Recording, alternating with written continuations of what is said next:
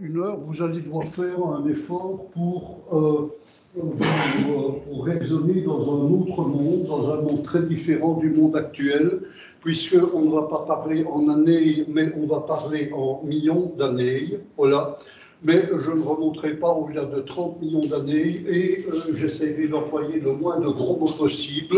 Quand je dirai Oligocène, ben vous voyez qu'on sera là aux environs de 25-30 millions d'années. Quand je dirai Châtien, vous pensez 25. Quand je dirai Pliocène, vous pensez 3 ou 5 millions. Entre les deux, c'est le Miocène. Et après le Pliocène, c'est le Quaternaire. Bon, voilà. Donc ça, c'est une échelle de temps qui est fondamentalement différente de votre échelle habituelle. Ceci est en réalité la Belgique, mais pas aujourd'hui. La Belgique, il y a 25 millions d'années. Donc vous allez aussi devoir faire un effort pour essayer de ne pas voir les paysages de la Belgique comme ils sont aujourd'hui, mais de les voir comme je vais essayer de vous les représenter. Et donc, vous voyez qu'il y a 25 millions d'années, en fait, Liège, Boncel était sous la mer, ce local était sous la mer, il y a 25 mètres d'épaisseur, 20 mètres d'épaisseur de sable oligocène ici à Boncel au centre commercial.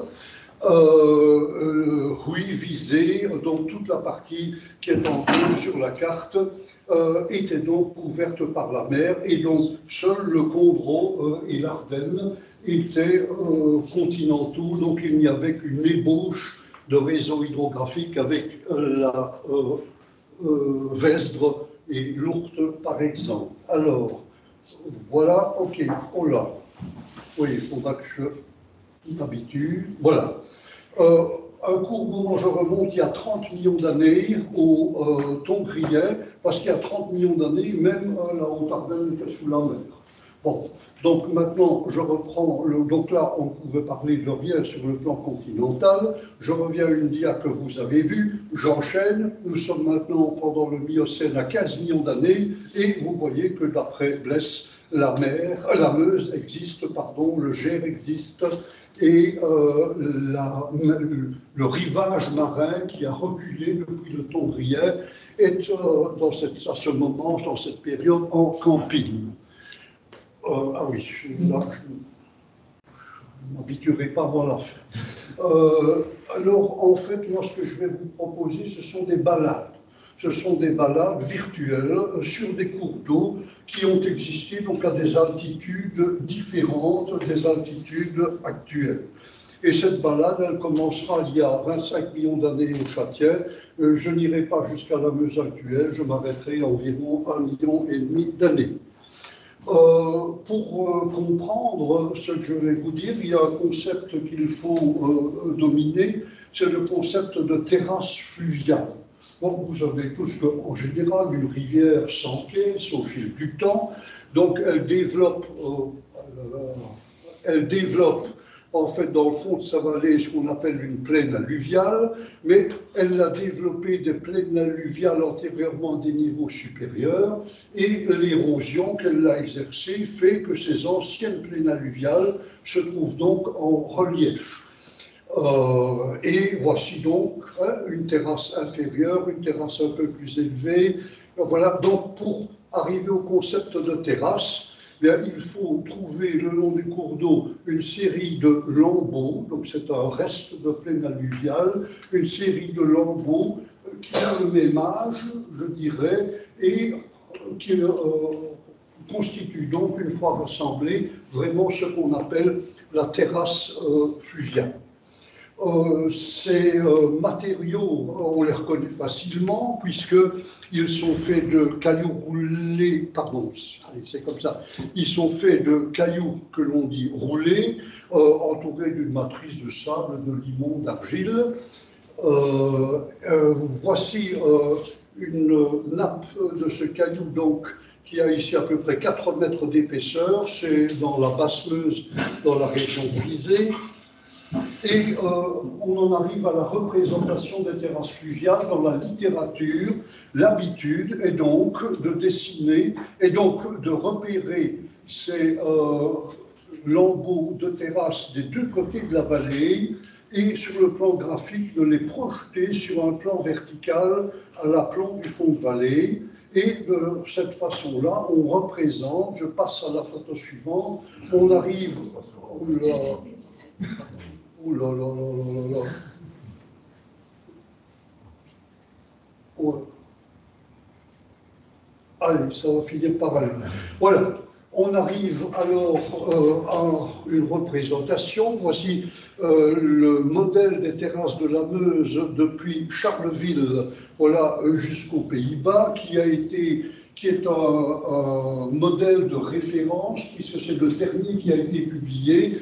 Il a été publié par M. Pissard, je dis monsieur parce que il fut mon patron, français pour la partie de Lorraine que je n'ai pas retenue ici, et un Hollandais, Kroop, qui a fait de la sédimentologie avec M. Pissard.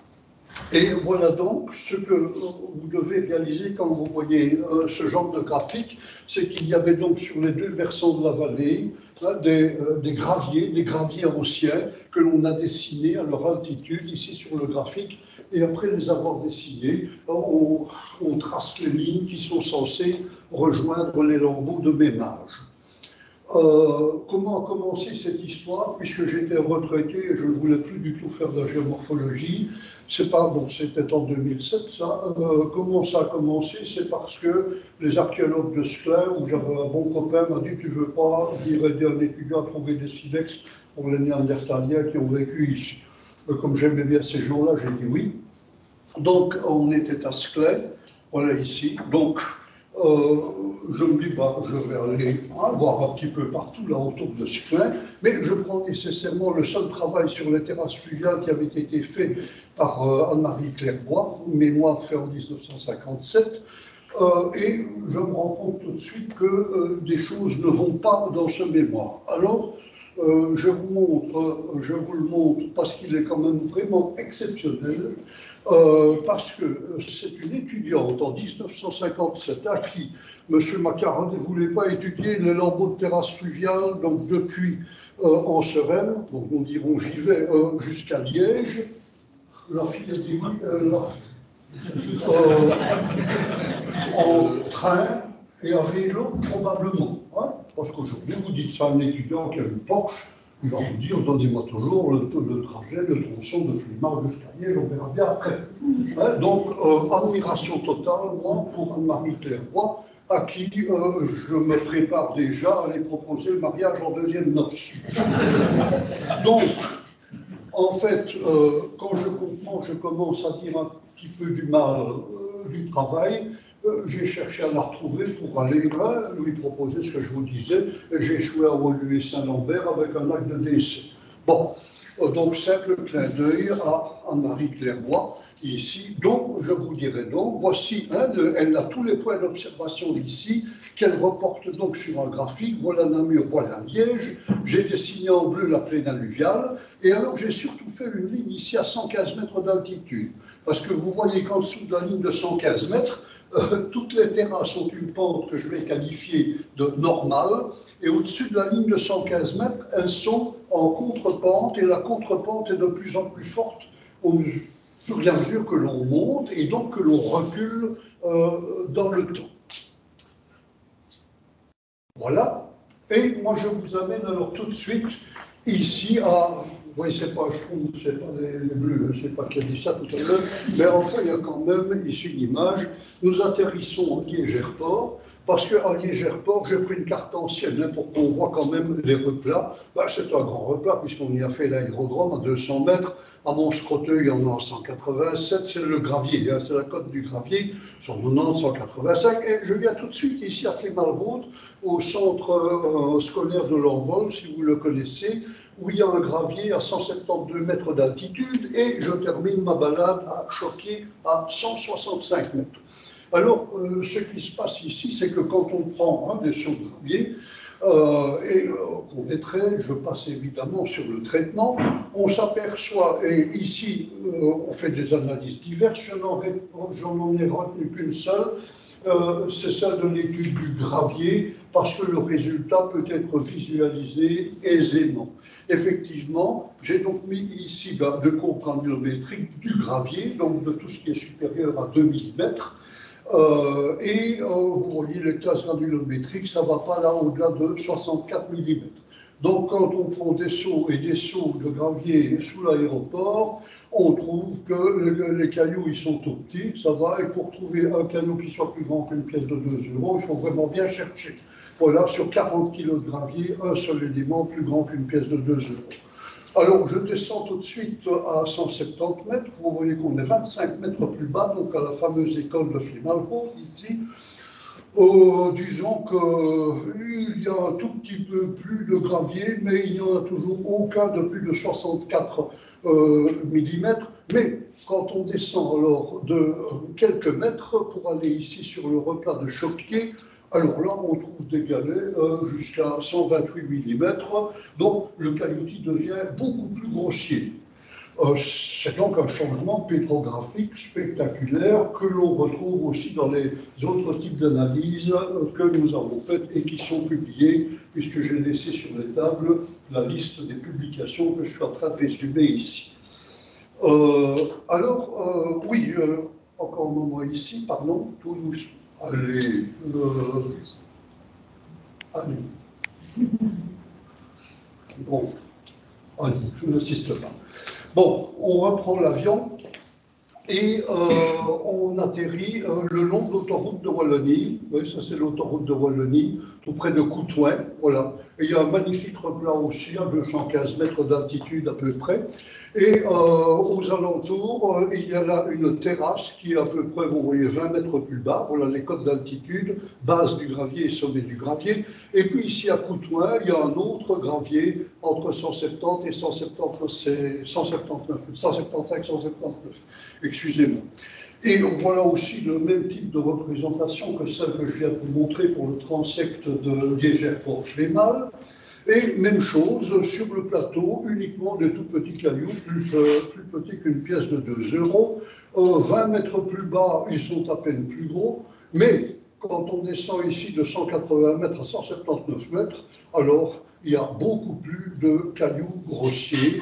Voilà l'écho granulométrique qui en atteste. Donc il y a un changement pétrographique ici à 180 mètres qui est confirmé aussi par les autres types d'analyses dont je ne vous parle pas. Et en termes simples, maintenant, ça ce sont en fait les sigles de la carte géologique de Belgique qui sont considérés maintenant comme un petit peu obsolètes sur la carte géologique de Wallonie, mais en réalité, ils sont extrêmement pratiques et je vais les utiliser. Donc les petits cailloux là, qui constituent les terrasses supérieures, c'est ONX, et les vilains cailloux, les gros vilains cailloux en dessous, c'est les Q2L. Donc je vais utiliser ce vocabulaire. Alors ici, un clin d'œil à Xavier Stegny. C'est l'homme au marteau qui est là, voilà, parce que Xavier Stegny, en 1984, qui était en charge de la carte géologique dans cette région-là, a écrit « Il y a un changement pétrographique important dans la région de Huy, dans les terrasses de la Meuse, et il l'avait situé approximativement en altitude, mais assez vaguement. » Et en fait, c'est de là qu'est partie l'histoire que je vous raconte. Parce que, étant sur le terrain, j'ai bien vu que Xavier Stegny avait tout à fait raison, puisque ici, on n'a fait que préciser son avis, et finalement positionner l'altitude du changement pétrographique. Donc, clin d'œil à Xavier Stegny, et c'est de là qu'est partie l'idée de venir voir dans la région liégeoise s'il y avait la même chose. Donc, par ricochet, en fait, l'étude s'est étendue de cette façon-là. Si je reporte maintenant sur le graphique de référence de 1997, ces deux observations-là, vous voyez que voici la position altimétrique du changement pétrographique à Landen-Coutouin et la position ici à Flémal. Donc, ça veut dire que je me permets de les joindre par une ligne, de faire une corrélation, comme on dit. Et qu'est-ce que je constate? Je constate que d'abord le graphique de référence ne correspond pas du tout, puisqu'il fait état. Je vais d'abord brièvement montrer ce que serait la ligne du travail d'Anne-Marie Clairbois.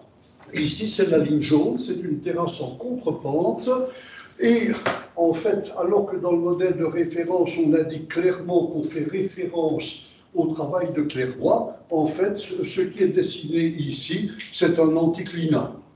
On comprend encore moins l'anticlinal que la ligne droite de Clairvoy, puisqu'on arrive, en les respectant, à transgresser une limite pétrographique, ce qui est assez difficilement acceptable.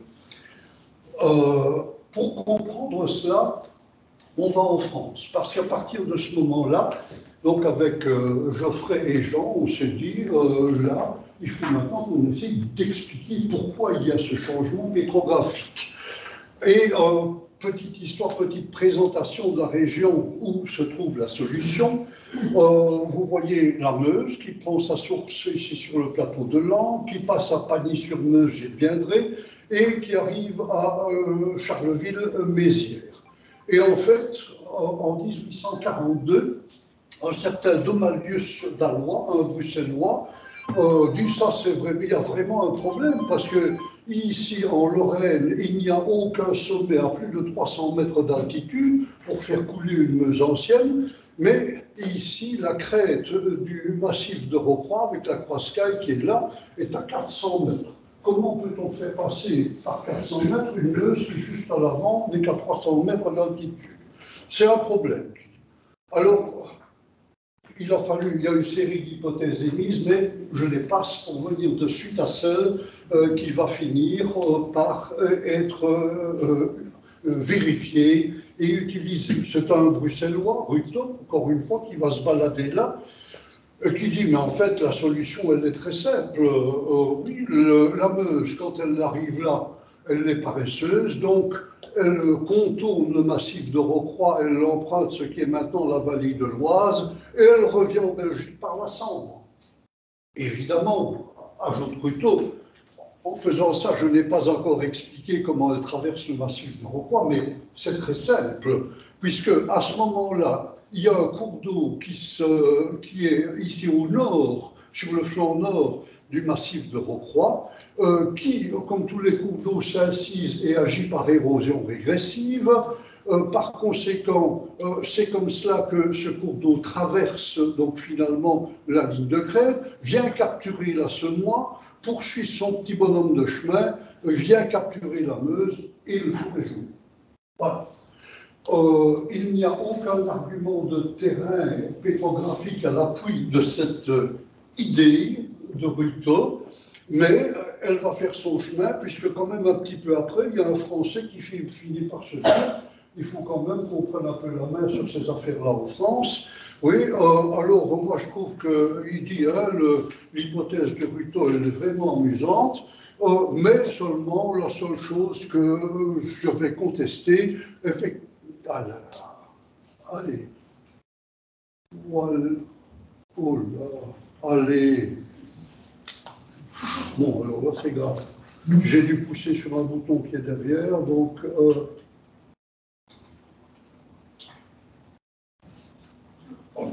allez. Oui, il faut que je reprenne la projection maintenant. Le bouton central. Pardon, le bouton central. Ah, ouais, mais ça recommence, là. Normalement, ça reprend en fait.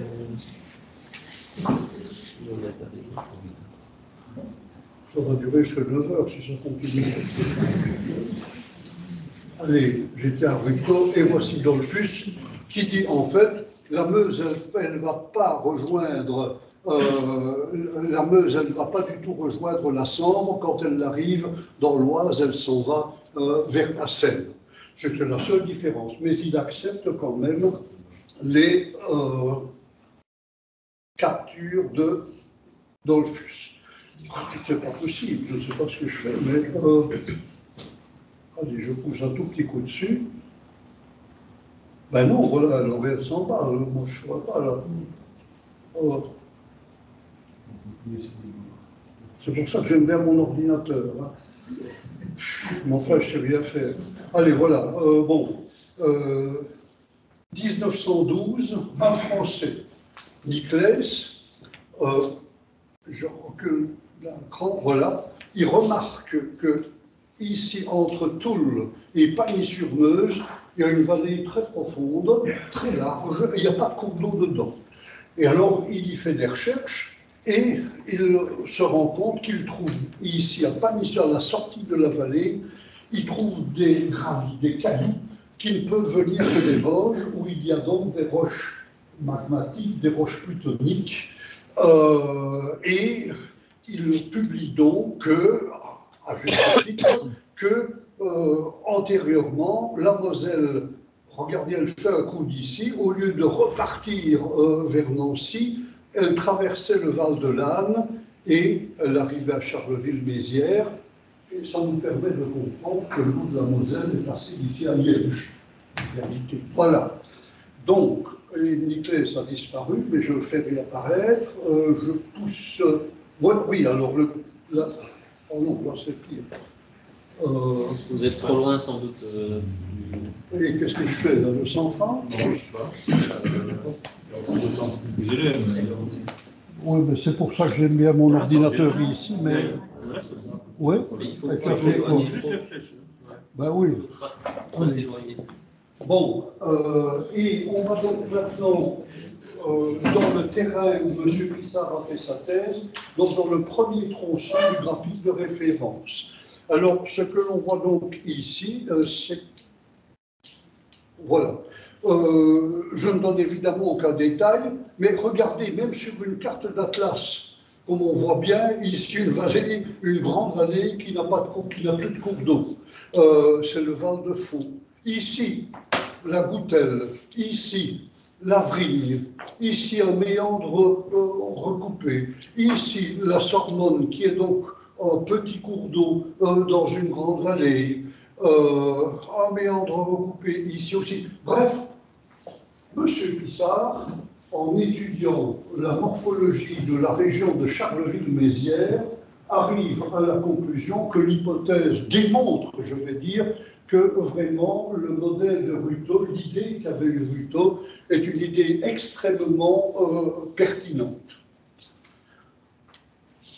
Qu'est-ce que ça devient par rapport à notre problème? Puisque je vous rappelle que ce qu'on cherchait à expliquer, c'était le changement pétrographique brutal à Coutouin et ici à Flémal. Donc, sur ce profil, où vous reconnaissez les lignes ici du graphique du modèle de référence, voici le changement pétrographique en altitude à Coutouin, le voici à Flémal. Je me suis permis de faire la corrélation en dessinant le trait interrompu.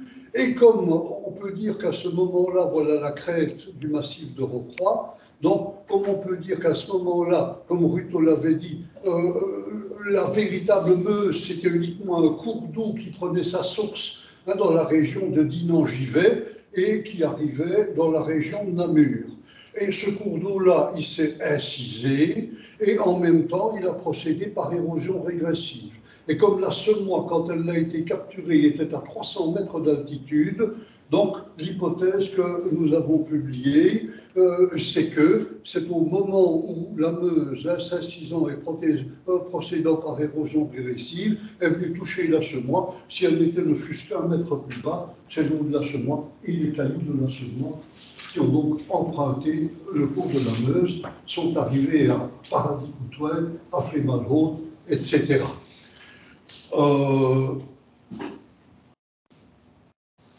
Voilà. Maintenant, une question que vous pourriez poser pour la discussion. Pourquoi on est allé chercher cette hypothèse dans la Semois alors qu'il y a la Sambre qui est ici? Pourquoi pas une capture de la Sambre? Si on s'engage là-dedans, on va passer la nuit ensemble et ce n'est pas l'objectif. Donc, je passe, mais je peux vous dire que ça pourrait difficilement être cette solution-là et qu'il n'y a donc que l'hypothèse de la Semois pour le moment qui est défendable. Oui, mais je ne sais pas. Allez, j'étais où? Allez, je repousse au centre. Je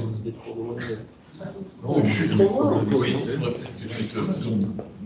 Voilà, comme ça. Oui, mais je dois faire ton défilé. Ça, je ne ferai jamais plus. Mais rester à cette place. Je pense que vous Allez. êtes trop loin. Ça, je prendrai toujours mon ordinateur. Hein. Allez, voilà. Alors maintenant qu'on a fait une relation entre les graviers qui sont ici et la capture de la semoie, comment peut-on détecter éventuellement la capture de la Meuse, puisque Ruto a dit qu'après ça, hein, et M. Pissard a entériné, c'est la Meuse qui a été capturée.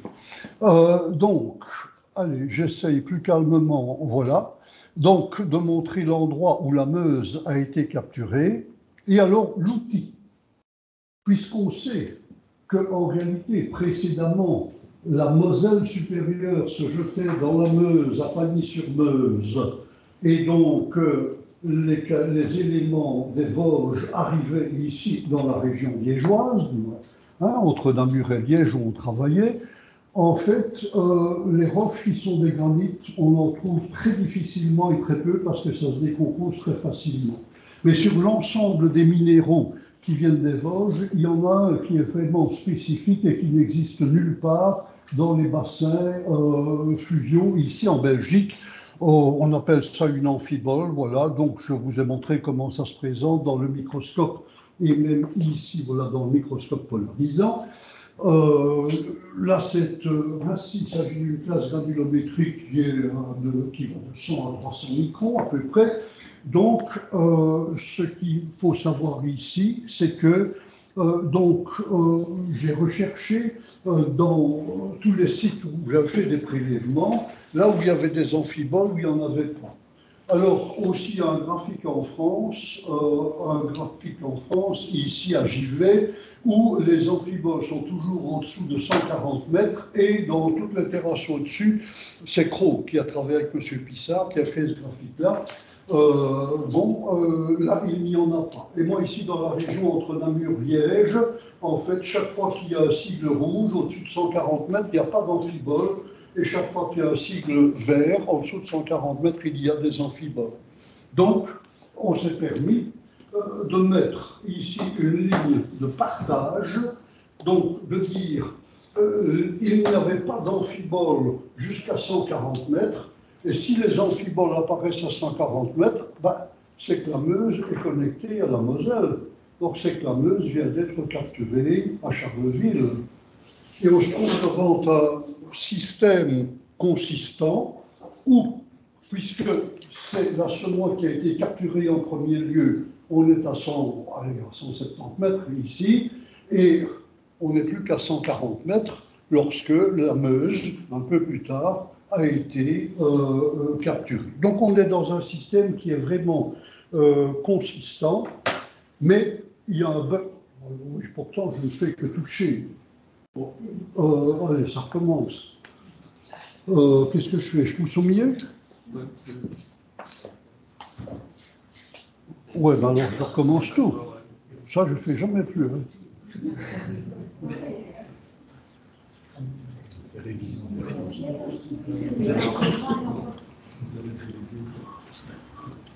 Bon, je vais essayer de ne pas aller trop loin. Voilà. Donc on est dans un système consistant, sauf qu'il y a un bug absolument épouvantable. Quel est ce bug? Il faut savoir que dans la littérature, au moment où nous faisons le travail, l'âge de la capture de la Moselle est censé, de la Moselle-Meuse, c'est comme ça que l'appellent les Français.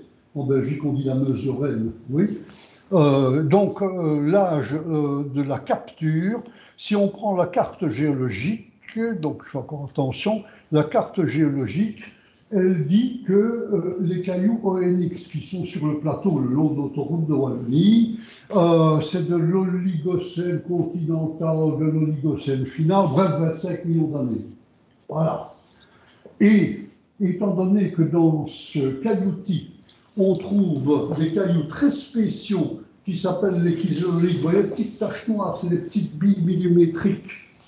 Et que cette roche-là, elle est bien connue dans le bassin de Paris, dans les terrains jurassiques du bassin de Paris. Donc, prenant cet ensemble d'observations, on admet évidemment que le gravier qui est là tout le long de l'autoroute de Wallonie a 25 millions d'années. Mais énormément de géologues réagissent à cette hypothèse et dit c'est pas possible, ça doit être beaucoup plus jeune, ce cailloutis. Et en 1933, le Conseil de géologie en a marre de ces débats d'auberge espagnole. Et il dit maintenant on se réunit, chacun donne ses arguments et on voit ce qu'on en fait. Alors ceux qui ont crié le plus fort, c'est ceux qui défendaient le Pliocène. Donc à partir de ce moment-là, il est indiqué que le Conseil de géologie a décidé que le cailloutis qui est tout le long de l'autoroute de Wallonie, il n'a plus 25 millions d'années, il en a 10 fois moins. Voilà, la fourchette du Pliocène. C'est sûr que là, oui, voilà, la fourchette du Pliocène. Et donc, comme ça, dans tous les travaux suivants de M. Macquart, je dis M. Macquart puisqu'il fut mon patron, de M. Pissard, dans tous les travaux suivants, quand on étudie les terrasses de la Meuse, on part du principe que le cailloutis qui est le long de l'autoroute de Wallonie, il est Pliocène et il a 2 millions d'années. C'est aussi simple que cela, et comme ça, on n'a aucun ennui avec le Conseil de géologie. Seulement, nous n'avons pas hésité, avec Geoffrey et Jean, nous n'avons pas hésité à écrire ce que je vous dis ici. On verra ce que l'on va en faire. Alors, je pousse doucement sur le bouton. Ah oui, et l'âge de la capture de la semence. Ah ben nous, on vous fait une proposition. Mais dans la littérature, il n'y en a aucune. Pourquoi? Parce qu'il n'y avait pas d'argument pour dater la capture de la semence. Dès le moment où on disait que le cailloutis, là, le plus ancien, l'autoroute de Wallonie, il a 25 millions d'années, aller chercher à quel moment la semence avait été capturée, il n'y a jamais personne qui a cherché à le faire. Voilà. Donc, ici, il nous faut donc attendre les réactions de ceux qui vont lire ces articles, et surtout les Hollandais, bien entendu, mais nous avons quand même pris... Oh non, c'est pas possible. Allez, nous avons quand même pris une précaution. C'est-à-dire qu'au moment où nous avons voulu publier cet article, nous avons l'intention de le faire, moi j'ai demandé à ce que le seul auteur encore en vie, responsable du modèle dont je fais la critique ici, qui était Dominique Armand en charge de l'étude de la partie de Lorraine, j'ai demandé à ce qu'il soit absolument rapporteur. Alors, voici un extrait du rapport de Dominique Armand. Bien que je ne souscrive pas à une telle reconstitution, oui, il est co-auteur de celle que nous critiquons, cette proposition d'article mérite d'être publiée pour la logique de la démarche, ainsi que pour les analyses et propositions. Voilà. Bien. Dépôt du cimetière de Gespensart, réflexion sur la terrasse de la Gonville, ça c'est en France, fragilité des hypothèses de drainage dans la vallée de la Meuse à Charleville et dans la vallée de Gespensart, que nous avions dû critiquer pour défendre évidemment notre hypothèse. En effet, l'évolution géomorphologique du bassin de la Meuse n'a pas encore été tranchée, ceci en raison du manque de datation numérique.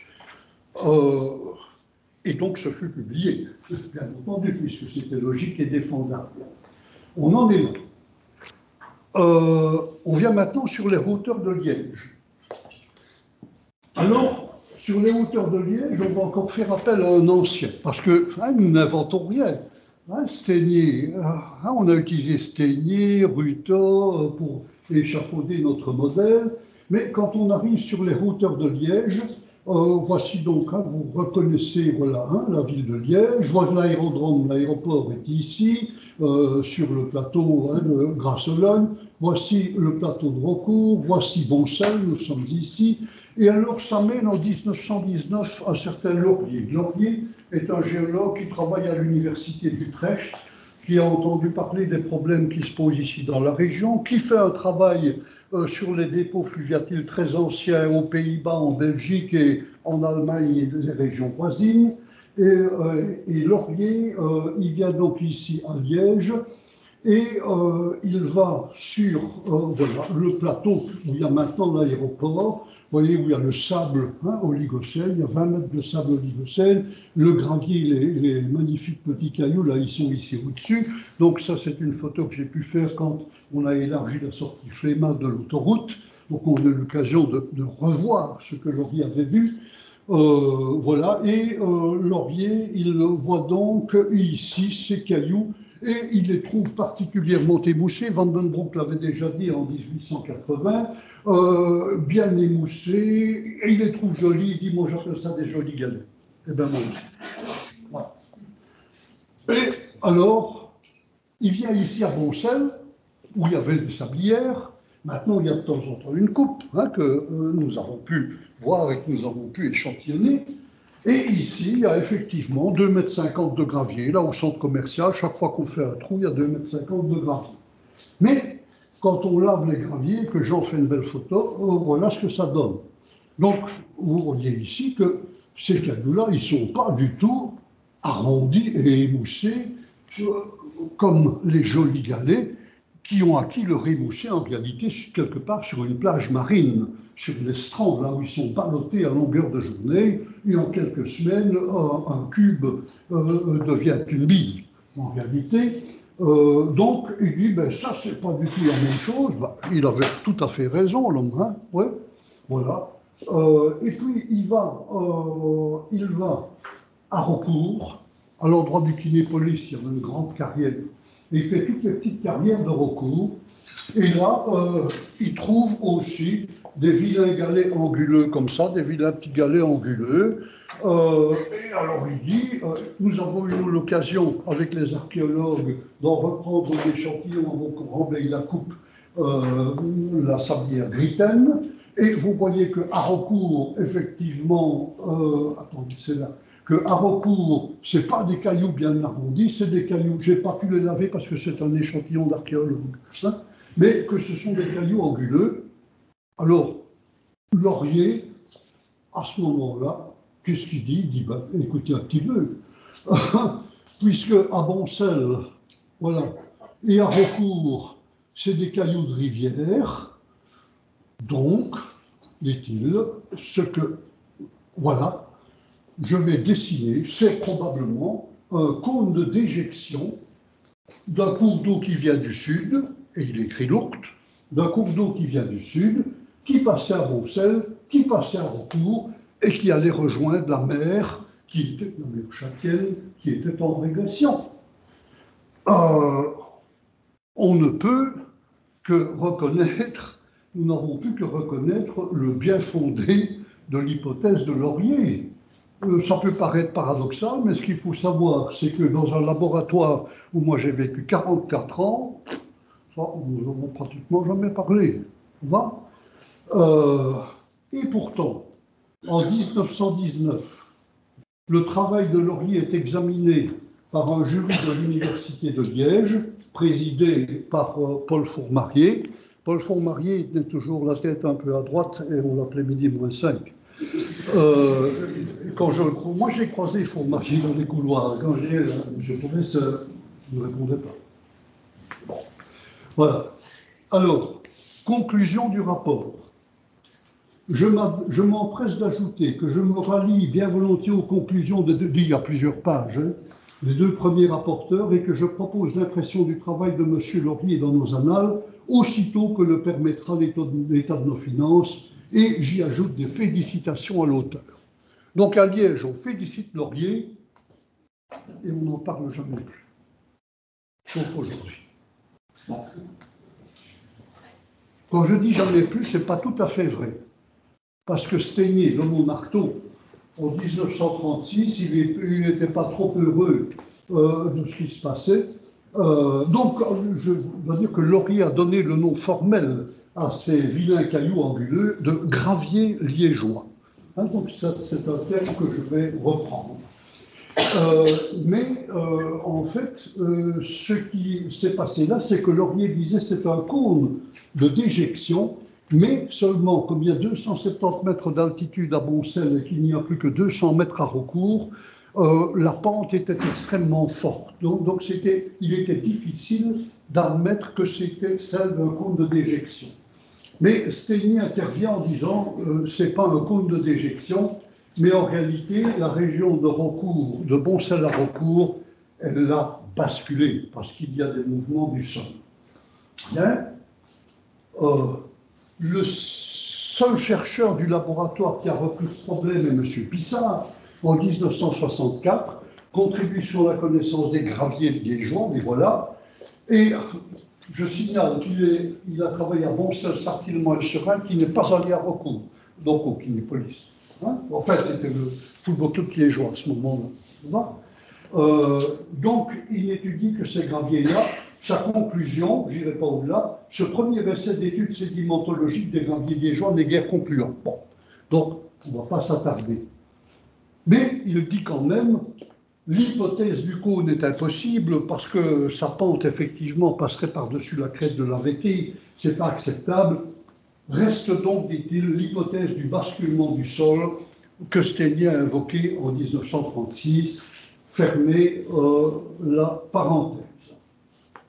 Nous voilà donc, nous, en train de devoir, d'accepter ce qu'il ne m'a jamais été proposé pendant ma carrière, que la Meuse qui venait de Namur, on en perdait la trace à Liège, puisqu'elle ne pouvait pas enjamber la vallée de l'Aude.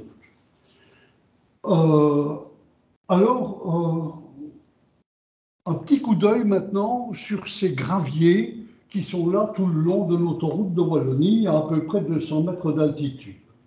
Je les ai mis ici sur le graphique.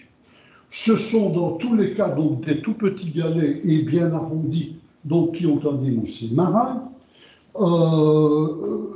Clairvoy, dans son travail, j'y reviens, a donc dessiné la terrasse qui ici avait la plus forte contrepente. Dans le modèle de référence, le trait interrompu, il est mis 15 mètres en dessous du gravier le plus élevé et en forme de synclinal. Donc, dit tout ça fait par scannage de façon qu'on ne puisse pas dire que j'ai triché. Bon, donc je comprends mal ce qui est là dans le modèle de référence. Alors, quelle hypothèse peut-on émettre avec ces cailloux qui ont donc, ces petits cailloux qui ont un émoussé marin? Donc, je répète, c'est la ligne bleue qui est ici tout le long de l'autoroute de Wallonie, puisque, en fait, par exemple, la Meuse de Dinan, quand la mer Châtienne était là, elle allait dans la mer de Dinan, le Sanson y allait, le Hoyou y allait, et puis quand la Meuse, Namur-Liège, quand le gravier, je dirais, de Namur-Liège est en place, ces cours d'eau ne savent plus aller dans la mer, ils sont devenus les affluents de la Meuse Namur-Liège. Alors, le trait jaune que j'ai fait ici, c'est un cordon de dunes. Un cordon de dunes qui empêche donc l'eau des rivières d'aller dans la mer Châtienne qui est là, quelque part au nord. Est-ce une fantaisie? Je ne vais pas procéder par un raisonnement scientifique. Je vais vous montrer les Pays-Bas, ici, et je vais vous montrer, voilà l'estuaire du Rhin, l'estuaire de l'Ems, de la Vézère, et un cordon de dunes, là, les îles de la Frise. Donc il y a là 3 cours d'eau, un petit peu comme la Meuse de Dinan, le Sanson et le Hoyou, qui amènent leurs eaux non pas dans la mer du Nord, mais dans la mer des Wadden, une eau saumâtre où il y a des strands et où les cailloux sont roulés aussi. Donc, je fais simplement pour vous un parallélisme entre les îles de la Frise et l'hypothèse que nous avons publiée pour expliquer que la Meuse a adopté ici un tracé d'ouest en est. Voilà, voici un agrandissement de la mer des Wadden, donc où je dis il suffit de mettre Namur ici et Liège là, et on a la réplique de l'hypothèse que je suis en train de vous proposer. Le basculement de Stégnier maintenant. Ce que nous avons fait ici, voilà, à Recours, on a pris l'altitude de la base des Sables Oligocènes, à Boncel, à Bénezet, ici c'est à l'aérodrome, pardon, et là à Recours. Donc on a ici une sorte un quadrilatère, on va dire, avec les altitudes des points extrêmes, donc on peut décider des courbes de niveau de la base des Sables Oligocènes, et donc on se rend compte à ce moment-là qu'il y a une pente depuis Boncel jusqu'à la Hesbaye, qui a une pente de 6 à 8 mètres au kilomètre. c'est pas possible. Vous prenez sur Internet, regardez n'importe quelle plateforme continentale, vous lisez l'altitude, vous allez voir que la pente est entre 1 mètre et 2 mètres du kilomètre. Donc, le sable, les 20 mètres de sable oligocène qui se sont donc déposés dans ce quadrilatère-ci, ces 20 mètres de sable n'ont pas pu se déposer sur une pente de 6 à 8 mètres au kilomètre. Sous question ici, basculement. Basculement, est-ce logique d'aller imaginer une affaire pareille? Le basculement, on ne l'a jamais quantifié, sauf ce que nous avons fait. Mais en fait, il se fait que Alain de Moulin, qui a travaillé toute sa carrière ici aussi, lui, il a étudié la vitesse de soulèvement de l'Ardenne. Et ce qu'il a trouvé, vous voyez, je mets la dénivelée ici en ordonnée, voici le temps en millions d'années, donc le Châtien est ici, et Alain est arrivé à la conclusion que la vitesse, distance sur le temps, que la vitesse de soulèvement de l'Ardenne a d'abord été très très lente pendant 10 millions d'années, s'est légèrement accélérée, troisième accélération. Donc l'essentiel, la partie la plus active du soulèvement de l'Ardenne est donc celle, je dirais, du quaternaire finalement. Donc, comprendre ici que s'il y a eu soulèvement, il n'y a pas d'opposition à ce qu'il y ait un basculement. La seule question qui reste en suspens, est-ce que ces mouvements sont synchrones ou est-ce qu'ils sont diachroniques? C'est tout. Mais personne ne peut encore répondre maintenant à la question. Mais le basculement des dépôts qui au départ avaient une faible pente apparaît comme une évidence. Je prends maintenant l'exemple, nous sommes à Boncel, à 270 mètres, au centre commercial. Aïe, ça commence. Voilà. Donc, 20 mètres de sable oligocène, en jaune. Les vilains graviers liégeois, là au-dessus. À l'aéroport, les jolis galets émoussés, à 200 mètres d'altitude, sur 20 mètres de sable oligocène. Alors, l'idée ici que nous avons eue est de dire, mais si le sable oligocène avait basculé, et si les graviers étaient venus après avec l'ourte sur une pente de 6 mètres au kilomètre, dites c'est pas possible, en 3 orages, il n'y avait plus de sable, hein, j'exagère évidemment. Ça va? Bon, donc pour comprendre que l'ourte n'ait pas eu un effet érosif sur les sables oligocènes et comprendre que les jolis galets de l'aéroport ou de Coutouin sur le Mai n'aient pas eu d'effet érosif, il faut bien remettre le système pratiquement à l'horizontale, parce que l'ourte inférieure qui a une pente d'1 mètre par kilomètre, elle est érosive, et il y a des galets comme le poing dans le lit de l'ourte.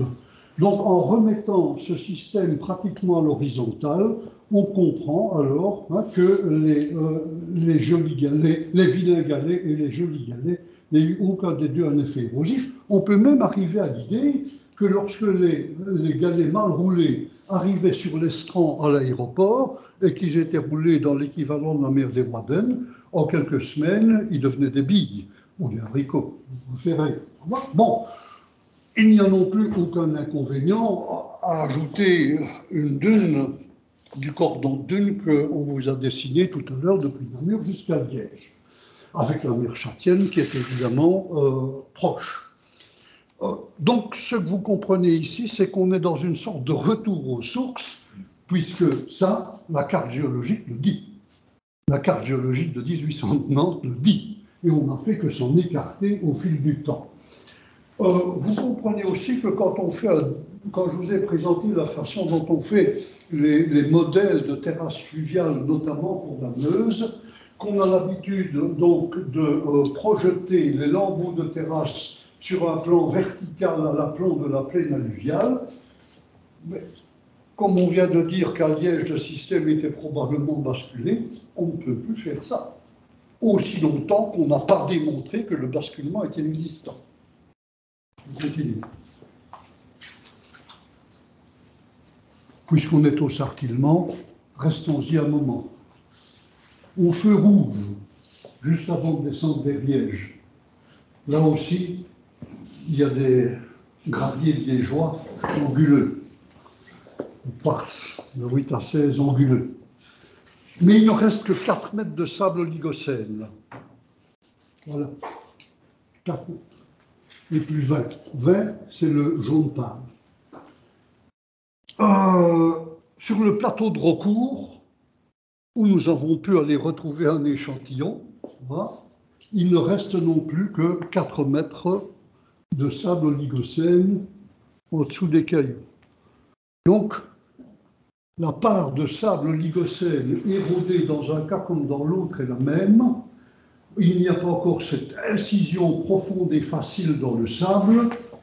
Donc, le système est encore ici remis pratiquement à l'horizontale avec une pente très faible pour expliquer les observations que l'on fait actuellement, pour autant que l'on accepte l'hypothèse de Laurier, ce que nous avons fait. Géographiquement maintenant, sur cette carte, en fait, Jean, il a enlevé toute la partie du relief qui est inférieure à 235 mètres. Donc on a laissé que le relief qui devait exister lorsque se mettaient en place ces graviers liégeois, ici à Boncel et au feu rouge de la descente de la route du Condro.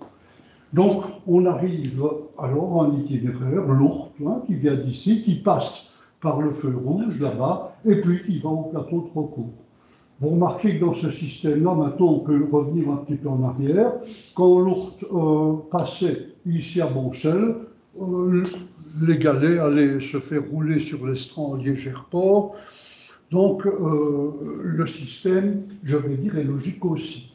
Mais, ici, qu'est-ce que je viens de faire apparaître? Là, j'ai poussé... Ah oui, mais on peut dire aussi qu'à partir de Boncel, ils allaient vers Rocourt, et que le deuxième niveau de gravier liégeois, qui est à 235 mètres, là, a débardé le premier.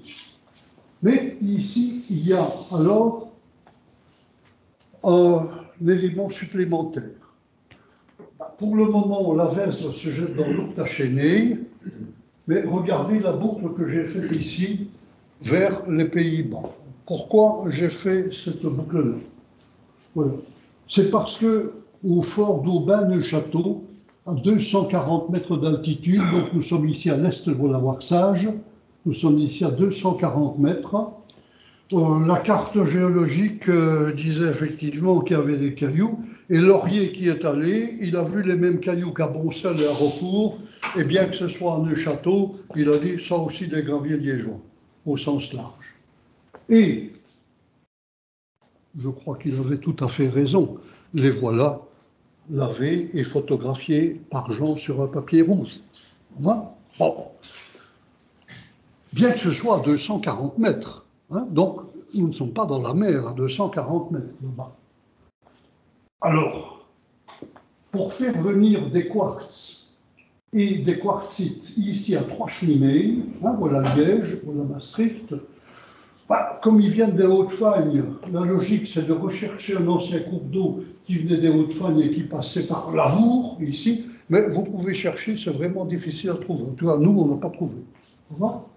Donc, on n'a trouvé que la solution de les faire venir par la Vesdre, mais comme le trait représente à peu près la largeur de la plaine alluviale, et qu'ici, il y avait à peu près 4 km de distance pour mettre deux plaines alluviales, elles n'étaient pas du tout obligées d'être en contact l'une avec l'autre. Voilà, la confluence pouvait très bien ne pas exister. Donc, à un moment, il y a eu une capture de l'Ourthe par la Vesdre. Et la Basse-Meuse dans tout ça. J'ai encore 4 minutes. Alors, plus 2 à cause de la fête. Bon. Alors, avant d'aller dans la Basse-Meuse, un clin d'œil à Briquet 1907. Clin d'œil, ça va? Pourquoi? Parce qu'en 1907, Briquet publie la première carte des lambeaux de terrasse de la Meuse à l'aval de Flément-Serein, jusque dans le Limbourg. Il note les altitudes comme il peut à l'époque, et il fait un graphique. Il essaye donc de rejoindre ces lambeaux de terrasses, de reconstituer des terrasses à partir de lambeaux, et il reconstitue 14 terrasses. Clin d'œil à Briquet, on avance.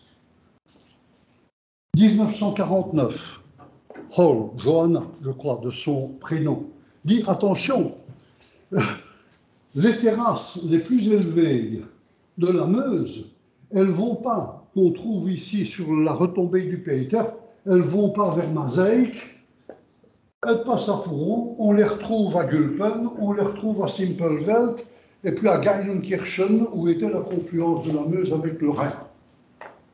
Et comme elle remarque à l'endroit de la ligne rouge, quand elle fait un profil transversal, elle trouve une vallée en bonnet du fond avec 2 versants. Oui. Et elle dit, la Meuse était là, elle s'est incisée de la terrasse la plus élevée jusqu'à la plus basse, et puis elle a disparu, mais les captures sont faites pour s'en servir. C'est Hall qui trouve ça. Alors, nous autres, qu'est-ce qu'on a fait? On est allé chercher, avec l'aide de la carte de Briquet, d'aller rechercher les lambeaux de terrasse, voilà, sur la retombée, voilà le plateau de l'Herve. Voilà le plateau de l'Herve. Donc sur les promontoires ici, entre tous les affluents qui descendent du pays de Herve, on en a trouvé 11. Celui de Trois-Cheminées, il est à part, parce qu'il est beaucoup plus haut, 240 mètres. Voilà.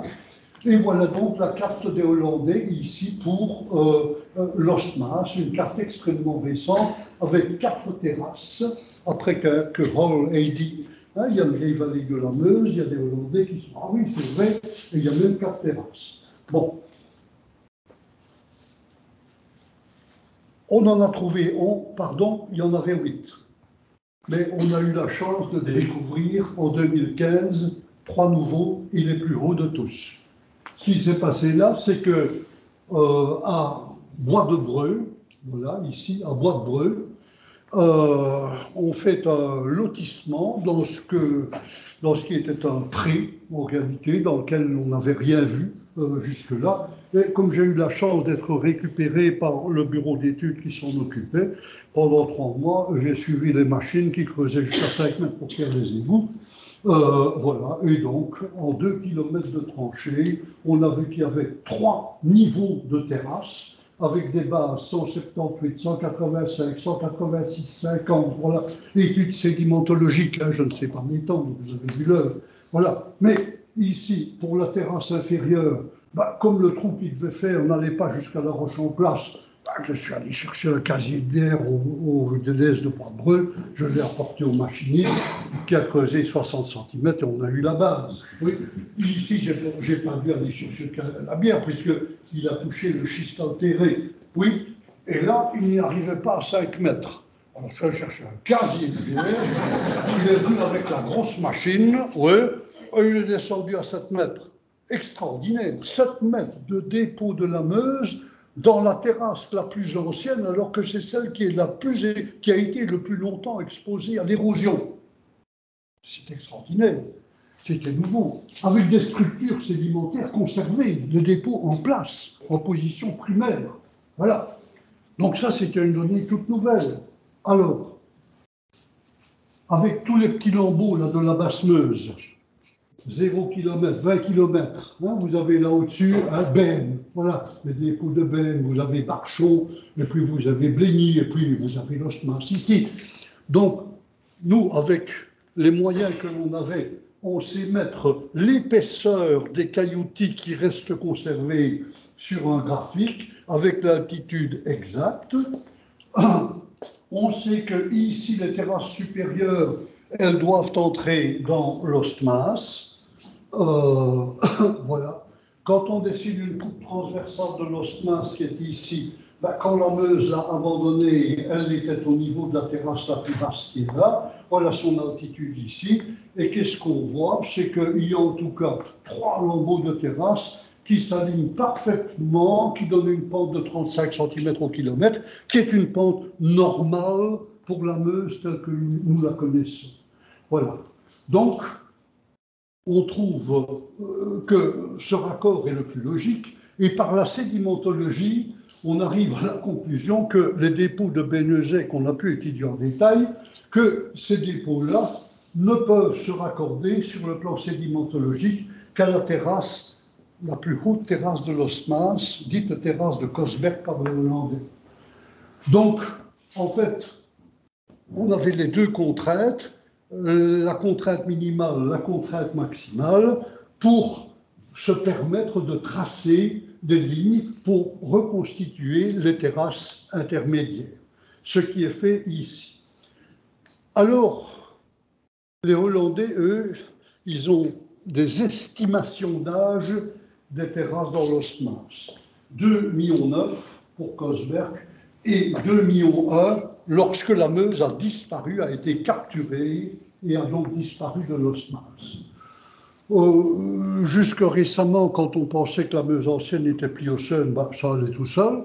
Hein, voilà, mais en fait, alors, voilà. Mais ce qu'il faut savoir, c'est que dans l'Imbourg néerlandais, il y a aussi des terrasses, des lambeaux de terrasse avec des jolis galets qui portent le nom de Wobach 1, 2, 3. Et il y en a jusqu'à 220 mètres d'altitude. Ubaxberg, lieu bien mieux connu pour ces jolis galets. Donc nous, nos jolis galets, on les a à l'aéroport de Bierzet.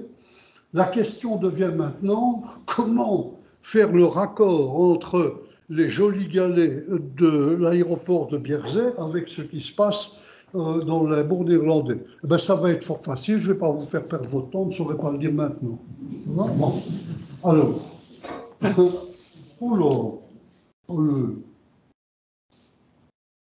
alors, voilà, j'étais là, je crois, oui. Donc, je pousse, allez, tendrement. Étienne. Voilà. Alors, je vous ai montré tout à l'heure le quadrilatère, là, aéroport, Rocourt, Bénezet, Boncel, du basculement des sables oligocènes. Eh bien, ce dessin-là, nous l'avons étendu jusqu'à la frontière hollandaise, voilà Lavour.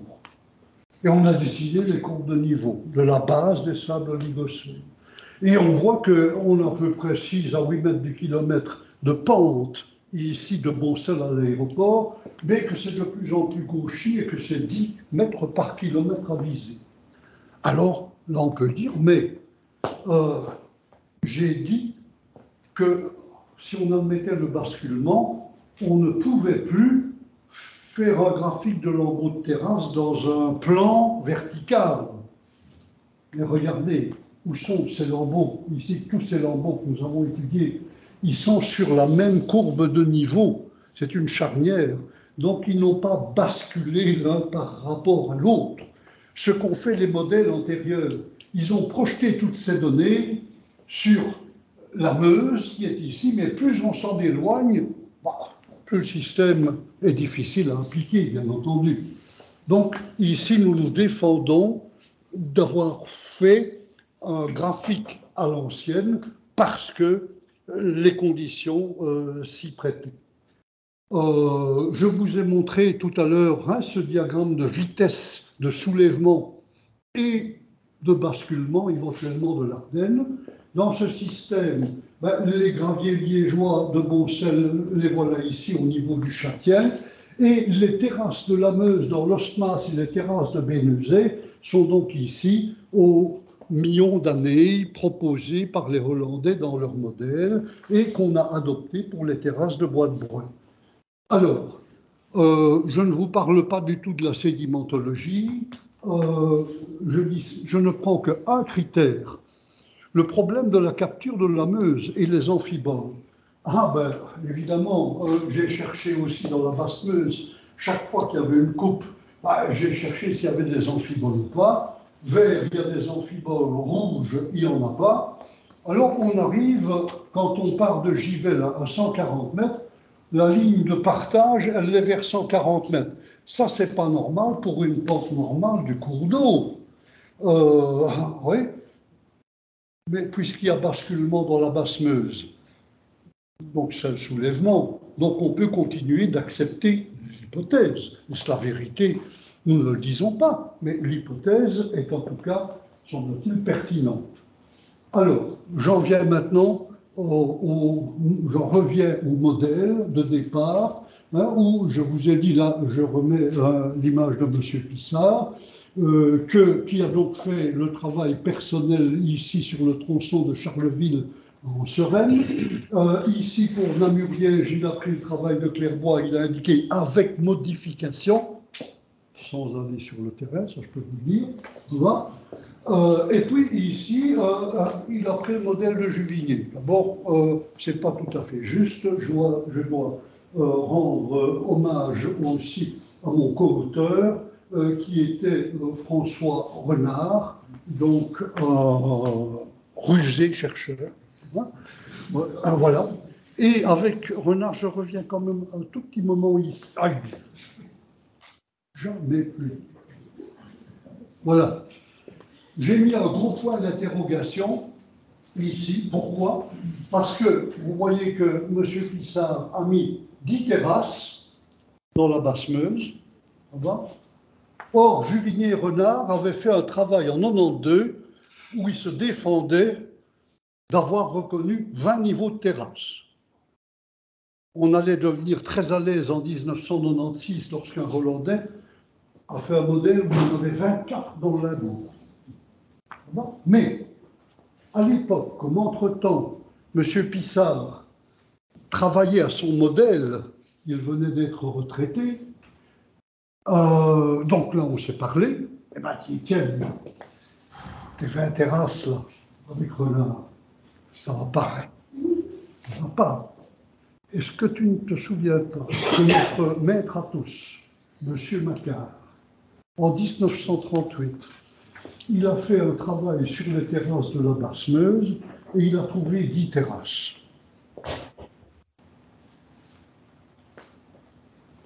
Hommage à Briquet. Avec les mêmes terrasses, les mêmes lambeaux, Briquet en avait 14. Allez, je ne veux pas dire du mal des gens. Je passe. Voilà. Et d'ajouter, Étienne, en 1957, notre maître à tous, M. Macquart, il avait envoyé Alice Chapelier faire les terrasses de la Veste, de Camillec faire les terrasses de l'Octe inférieur, et il a fait une synthèse. T'as vu? Il a 10 terrasses pour la basse Meuse. Donc, Étienne, dans mon modèle, il y aura 10 terrasses. Je ne suis donc pas co-auteur de cet article, et je m'en réjouis aujourd'hui. Bon. Ça, c'est donc, je vais dire, de la mauvaise histoire. Qu'est-ce qui se passe quand je pousse sur le bouton? Waouh! Voilà, simplement un résumé, parce que ça ne prend qu'une minute. Donc, voilà la mer Châtienne qui reçoit le Sanson, le Hoyou qui reçoit l'Ourthe. La Vesdre qui s'en va vers Trois-Cheminées, le château. Le rivage châtien qui a reculé. La Meuse qui existe maintenant depuis Namur jusqu'à Liège. L'Ourthe qui va toujours rejoindre la Meuse châtienne. Donc la Meuse qui ne peut pas aller dans le Limbourg. Voilà. Le rivage châtien a encore reculé. Maintenant, je me suis permis même de mettre, j'avais déjà fait dans la dia avant, le cordon de dune. Voilà. Et à partir de ce moment-ci, on trouve évidemment des jolis galets dans le Limbourg néerlandais. Donc, sans qu'on ait de traces de la Meuse entre l'aéroport et le Limbourg néerlandais, elle devait être là. Et la Vesdre était devenue un affluent de la Meuse. Voilà. La suivante, la Meuse s'est incisée, elle est dans l'Ostmince, et elle est donc maintenant, je ne l'ai pas commenté sur chaque photo, la Meuse de Dinan, ici, est en train de d'agir par érosion régressive. Elle arrive du côté de la crête du massif de Rocroi. Je continue, c'est plutôt là, voilà. Elle arrive ici à Monthermé, elle capture la Semois. Je pousse sur le bon bouton, elle arrive à Charleville, et elle capture la Meuse à Charleville.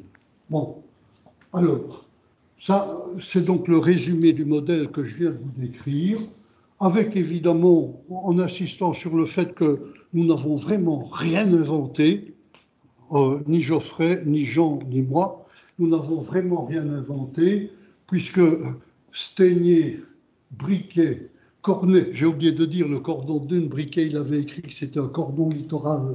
Voilà, j'ai oublié de vous le signaler au passage à cause des boutons. Voilà, Clairbois, travail remarquable, mais vous comprenez qu'il puisse y avoir quelques égarements dans un travail comme celui-là. Et clin d'œil à De Hazelin qui a été le premier à dire que le Samson, le Oyou et l'Ourthe, que en tout cas le Samson et l'Ourthe existaient avant la Meuse. Et voilà, ce sera la phrase de conclusion que je reprends à notre rapporteur Dominique Armand. Je la répète. Puisque la question est maintenant, j'ai démoli un modèle de référence, mais quel nouveau modèle peut-on présenter? Nous sommes parfaitement incapables de vous le présenter maintenant. Pourquoi? En effet, disait Dominique Armand, l'évolution géomorphologique du bassin de la Meuse n'a pas encore été tranchée, ceci en raison du manque de datation numérique. Nous partageons tout à fait son avis. Et je m'excuse pour le débordement, mais c'est à cause de la table.